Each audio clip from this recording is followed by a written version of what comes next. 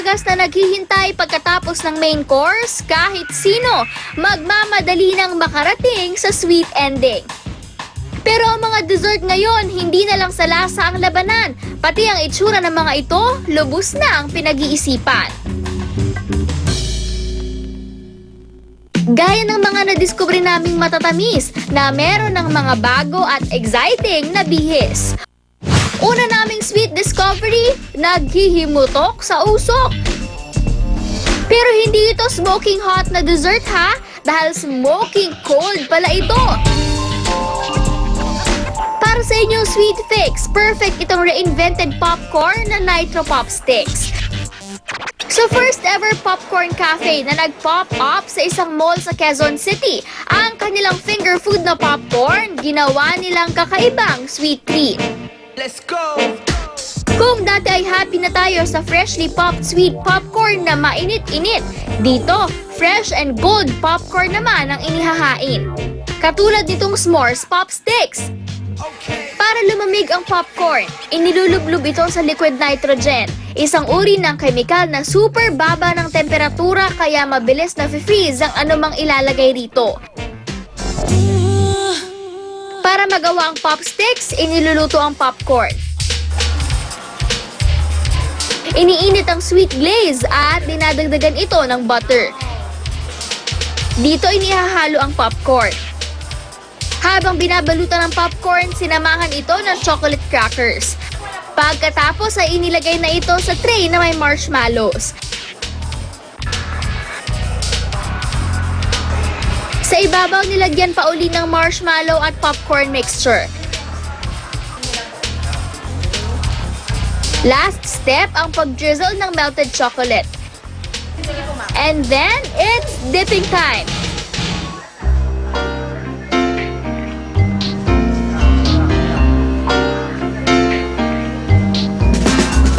Safe to eat ito right after ma-dip sa liquid nitrogen. At dahil odorless at tasteless ang nitrogen, ang yummy goodness ng popcorn, lasang-lasa pa din. Masarap siyang ulit-ulitin. Matamis po yung popcorn, tas malutong.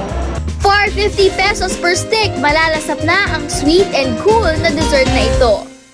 Pero kung classic cool dessert ang habol nyo, wala pa rin tatalo sa ice cream. But this time, twice the fun na ang pagkain nito. Lalo na ako i-partner sa isa pang old school dessert, ang donut.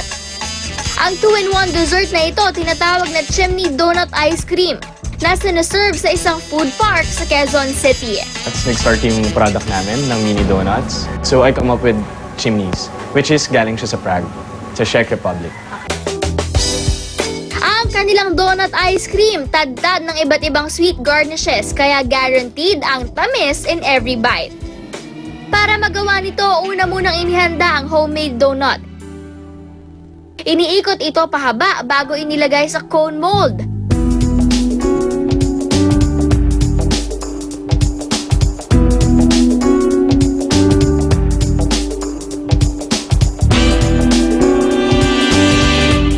Bago lutuin, binudburan ito ng asukal na magsisilbing pampalasa ng dough. Kung ang donut ay kadalasang ipiniprito, dito, sa grill ito ay niluluto for 10 minutes hanggang matunaw ang asukal.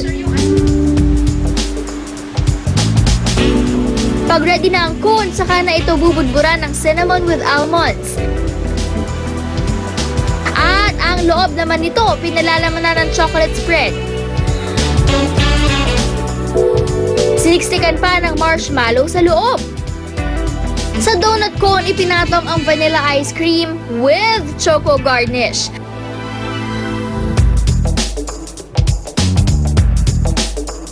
Pwede rin masubukan ng iba pang flavors gaya nitong may caramel popcorn on top. For 120 to 130 pesos, may donut ka na, may ice cream ka pa. Kung pilit mo namang nilalayuan ang desserts dahil sa inyong diet, meron kaming nahanap na perfect para sa mga health conscious. Ang mga fruit shake na nakasanayan, hindi na lang pamatid-uhaw. Dahil ngayon, pwede na rin itong dessert bilang smoothie in a bowl. Ang aming nahanap, itinuturing na superfood dahil ito'y rich in antioxidants at may mataas na nutritional content.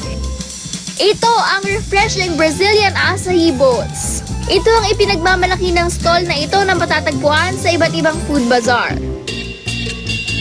Ang acai ay isang uri ng reddish-purple berry na mula sa acai palm tree.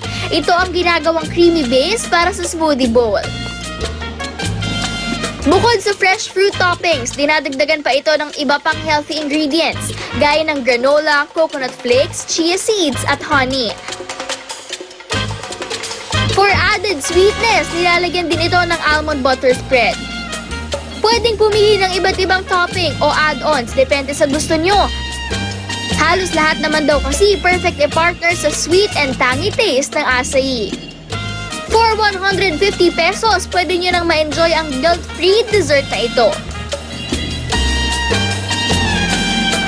So this acai bowl, I really like it because you can see that it has a lot of fruits. It's nice that there's a different texture. The oats and the almond butter really go well with the acai base.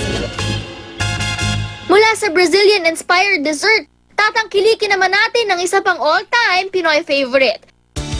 Kung nagtataka kayo kung ano ito, heto ang original version nito.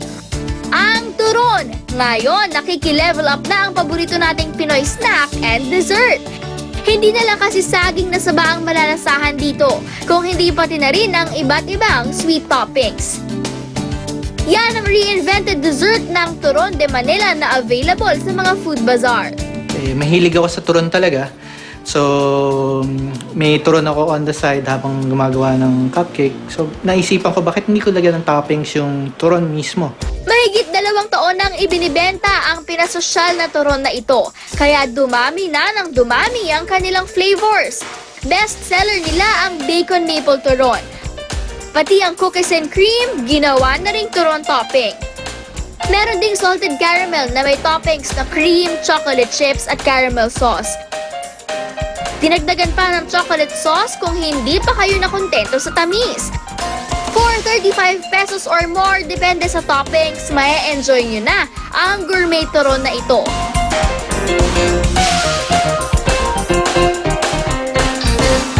Ang mga dessert ngayon, hindi na lang pabonggahan sa tamis, kung hindi pabonggahan na rin sa presentation. Talagang happy ang ending ng bawat kainan kung ang mga ito present sa handaan.